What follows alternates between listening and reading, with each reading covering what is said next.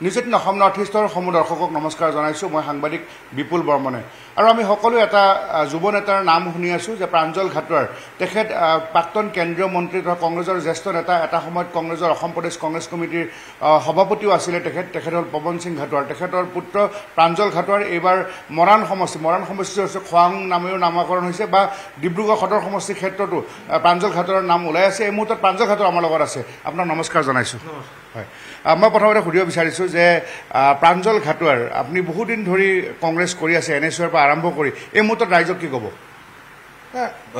মই এটাই কথা ক'ব বিচাৰোঁ যে আজি যোনটো বৰ্তমান পৰিৱেশ আৰু পৰিস্থিতি, এইটোত আমি চবেই দেখিছোঁ। আজি কংগ্ৰেছৰো শাসন আমি দেখিলোঁ, বিজেপিৰো শাসন দেখিলোঁ। মই এটাই কথা ক'ব বিচাৰোঁ যে আমাৰ ওচৰত কংগ্ৰেছৰ বাহিৰে আমাৰ ওচৰত বিকল্প নাই। যদি এই সমাজটোক আমি ঠিক কৰিব লাগিব, তেতিয়াহ'লে আমি কংগ্ৰেছৰ হাত ধৰিবই লাগিব। কিন্তু কংগ্ৰেছত এইকেইটা দিন এটা কথা চলি আছে যে পিতৃৰ পদাংক অনুসৰণ কৰি পুত্ৰসকলে ৰাজনীতিলৈ আহিছে। কংগ্ৰেছত মানে যিটো বংশগত ৰাজনীতিৰ কথা কৈ আছে, সিদিনা প্ৰতীক বৰদলৈ আহিলে। আপুনি কি বুলি বিচাৰ কৰিব? চাওক, মই ব্যক্তিগত হিচাপে মই মোৰ কথা ক'ব বিচাৰোঁ যে আজি আমি মোৰ পিতৃ এটা পলিটিকেল তেওঁ লিডাৰ হয় বা তেওঁ কংগ্ৰেছৰ এজন নেতৃত্ব দিয়া মানুহ আছে। মই এটাই কথা ক'ব বিচাৰোঁ যে আমি সেই পৰিৱেশত ডাঙৰ হৈছোঁ।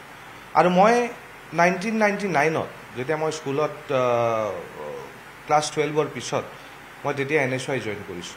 আৰু সেই তেতিয়াৰ পৰা NSYৰ পৰা লৈ ইউথ কংগ্ৰেছৰ পৰা লৈ আজি এই সুযোগটো পাইছোঁ। আজি ষ্টেটৰ মই জেনেৰেল ছেক্ৰেটাৰী আছিলোঁ আগৰ কমিটিটোত, আৰু দলে য'ত মোক দায়িত্ব দিছে সেই হিচাপে মই কাম কৰি গৈ আছোঁ। আজি মই যদি আপুনি চাই, আজি 2025 প্ৰায় আপোনাৰ কিমান 20 বছৰতকৈ বেছি মই কংগ্ৰেছক দিলোঁ। তাৰপিছত যদি মানুহে কয় তেতিয়াহ'লে সেইটোৰ মানে মই উত্তৰ মই দিব নালাগে। সেইটো নিজে গম পাব যে মই কংগ্ৰেছৰ নীতি আদৰ্শত মই কাম কৰি আহিছোঁ আৰু আগন্তুক দিনতো কাম কৰি যাম। মই এটাই কথা ক'ব বিচাৰোঁ যে মোৰ DNAত কংগ্ৰেছ আছে। হয়, আপোনাৰ DNAত আপুনি কংগ্ৰেছ আছে বুলি কৈছে, কিন্তু বহু জ্যেষ্ঠ কংগ্ৰেছী নেতাৰ পুত্ৰই কিন্তু বিজেপিলৈ গমন কৰিছে। নাম বহুত আছে। আমি মানস বৰাৰ কথা ক'ব পাৰোঁ, আমি আপলৈ যোৱা মনোজ ধানৰ কথা ক'ব পাৰোঁ, বা এনেধৰণে ক্লেংডং ইণ্টি, বীৰেন সিং ইণ্টি কেন্দ্ৰীয় মন্ত্ৰীৰ পুত্ৰ বিজেপিলৈ গৈছে। আপোনাৰ নামটো বহুত সময়ত চৰ্চিত হৈ আছিলে যে প্ৰাঞ্জল ঘাটোৱাৰ বিজেপিলৈ যাব। এনেকুৱা কেতিয়াবা ভাবিছিল নেকি? চাওক, আজি নাম বহুত চৰ্চিত হ'ল, যোৱা মানুহ গ'ল। মই আজিও কংগ্ৰেছত আছোঁ আৰু কালি যেতিয়ালৈকে নমৰোঁ তেতিয়ালৈকে মই কংগ্ৰেছত থাকিম। বিকজ মোৰ কাৰণে আজি মই কংগ্ৰেছ দলটো মোৰ ঘৰ চলাবলৈ মই কৰা নাই। মই কংগ্ৰেছ দলটোক ভাল পাওঁ। কংগ্ৰেছ দলৰ এটা নীতি আদৰ্শ আছে, এটা ইতিহাস আছে, আৰু সেই ইতিহাসটো হেৰি কৰি পেলাই আমি কংগ্ৰেছ দল কৰিছোঁ। আজি কংগ্ৰেছক যেতিয়াই মোৰ মানে হেৰি হ'ব, মই সদায় কংগ্ৰেছৰ লগত আছোঁ। আৰু মই বিশ্বাস কৰোঁ যে আজি কংগ্ৰেছ দলৰ বাহিৰে কোনো এটা পলিটিকেল পাৰ্টীয়ে তেওঁলোকৰ যোনবোৰ আদৰ্শ আছে সেই আদৰ্শ লৈ পেলাই তেওঁলোকে সমাজটোক একেলগে একলগ কৰি পেলাই আগবাঢ়ি যাব নোৱাৰে। আজি কংগ্ৰেছ দলৰ বাহিৰে আপোনালোকে দেখিছে ভাৰত স্বাধীনৰ পৰা লৈ পেলাই আজিলৈকে যোনটো পৰ্যায়ত আমাৰ ভাৰতবৰ্ষ আছে, সেইটোৰ যদি আমি ক্ৰেডিট দিওঁ, সেই ক্ৰেডিটটো কিন্তু 100% আমি কংগ্ৰেছক দিব লাগিব। আজি যোনবোৰ নেতা আজি বিজেপিত আছে, তেওঁলোকে আজি দলটোক চলাই আছে বা চৰকাৰ চলাই আছে, সেইবোৰো আমাৰ কংগ্ৰেছ দলৰে প্ৰডাক্ট আছিলে। আৰু মই এটা কথাই কওঁ যে যোনবোৰ মানুহে আজি ব্যক্তিগত স্বাৰ্থ নিজৰ দলৰ আগত থয়, সেইবোৰ মানুহে সমাজটোক উন্নতি কৰিব নোৱাৰিব। হয়, মই দুটা প্ৰশ্ন সুধিম যে এতিয়া যি ধৰণে কোৱা হৈছে যে এনেধৰণে এজনৰ পিছত আনজন নেতা ওলাই গৈছে, তাৰপিছত আপুনি আছে, কিন্তু কথাটো হৈছে কি, সেই পৱন সিং ঘাটোৱাৰ, সেই এটোৱা মুণ্ডা, সেই আৰ্কিলিয়াছ তুৰ্কী, সেই দুৰ্গা ভূমিজ, সেই ৰাজু চাহু, সেই পুৰণি কংগ্ৰেছৰ আদিবাসী বা চাহ জনগোষ্ঠীৰ নেতাৰ মুখকেইখনেই আছে। নতুন জেনেৰেশ্যনৰ আদিবাসী নেতা কোনোবা আহিছে নেকি? যদি আছে অকণমান কওকচোন। চাওক, আজি মই এটা কথা আপোনাক ক'ব বিচাৰোঁ যে আজি কংগ্ৰেছৰে, আজি আমাৰ আপুনি যদি বিজেপিটো চাই, বিজেপিৰ যিমানবোৰ আজি আমাৰ চাহ জনগোষ্ঠীৰ নেতৃত্ব লৈ আছে, সেইবোৰ চব আমাৰ কংগ্ৰেছ দলৰ প্ৰডাক্ট বা মোৰ পিতৃৰ প্ৰডাক্ট বুলি আপুনি ক'ব পাৰে আজি নামবোৰ মই ব্যক্তিগত হিচাপে নলওঁ কিন্তু আপোনালোকে নিজে এবাৰ চাব যে কংগ্ৰেছ দলত আজি যোনবোৰ আমাৰ বাগানৰ লিডাৰ নেতৃত্ব লৈ আছে সেইবোৰ সব কিন্তু আমাৰ পৱন সিং ঘাটোৱাৰ ডাঙৰীয়াৰ আৰু কংগ্ৰেছ দলৰ প্ৰডাক্ট হয় নাই মই যিকেইটা নাম ক'লো এইকেইটা পুৰণি নাম নতুন কোনোবা নেতা আপুনি যেনেকৈ য়ং লিডাৰ তেনেকুৱা কোনোবা আৰু আহিছে নেকি চাহ জনগোষ্ঠী চাওক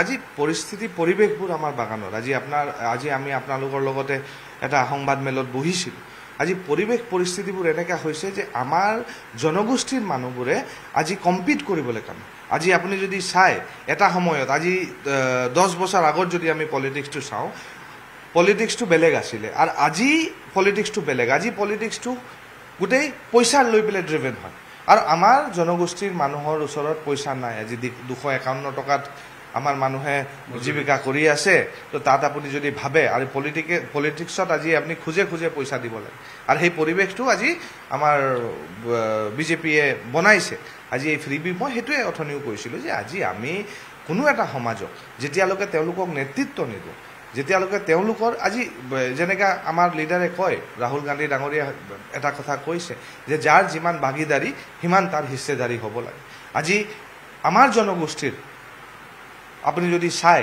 আমি সেই হিস্সেদাৰীটো পাইছোনে আৰু আজি এটা গ্ৰাউণ্ড লেভেলত থাকি পেলাই যদি আমি কম্পিট কৰোঁ আজি আমাৰ যোনটো পৰ্যায়ৰ পৰা আমাৰ জনগোষ্ঠীৰ ল'ৰা ছোৱালীবোৰে ওলাই আহে শিক্ষা দীক্ষাৰ ক্ষেত্ৰতে হওক পলিটিকেল ক্ষেত্ৰতে হওক বা কাম কাজৰ ক্ষেত্ৰতে হওক আমি সেই অপৰচুনিটিটো পোৱা নাই আজি মই ওলাই আহিব পাৰিছোঁ কেলৈ কি মোৰ পিতৃ সেইটো সময়ত তেওঁ পলিটিক্স কৰিছিলে আজি সেইটো কাৰণে মোৰ কিছুমান সুবিধা হয় সেইটো কাৰণে মই আগবাঢ়ি ওলাই আহিব পাৰিছোঁ কিন্তু এনেকৈ নহয় যে আমাৰ নেতৃত্ব ল'বলৈ মানুহ নাই নেতৃত্ব ল'বলৈ আমাৰ বহুত মানুহ আছে কিন্তু সেই পৰিস্থিতি পৰিৱেশবোৰ আমাক ৰখাই থৈছে শেষত সুধিছোঁ আপোনাৰ মায়ে জিকিছিলে মৰাণ সমষ্টিৰ পৰা এতিয়া মৰাণ সমষ্টি বিলুপ্তি কৰি দিয়া হ'ল খোৱাং নামেৰে নামাকৰণ হ'ল গতিকে আপোনাৰ কাৰণে ডিব্ৰুগড় আৰু খোৱাং কোনটো সমষ্টি বেছি কমফৰ্টেবল হ'ব মোক চাওক সমষ্টি চাওক দলে য'ত আমাক দায়িত্ব দিব আমি তাত কাম কৰিম কিন্তু কমফৰ্টেবলৰ কথা নাই মোক এতিয়া যেনেকৈ দলে মোক দায়িত্ব দিছে আমাৰ ডিলিমিটেশ্যনৰ পিছত চাবুৱা লাহোৱাল বুলি নতুন সমষ্টি এটা গঠন হৈছে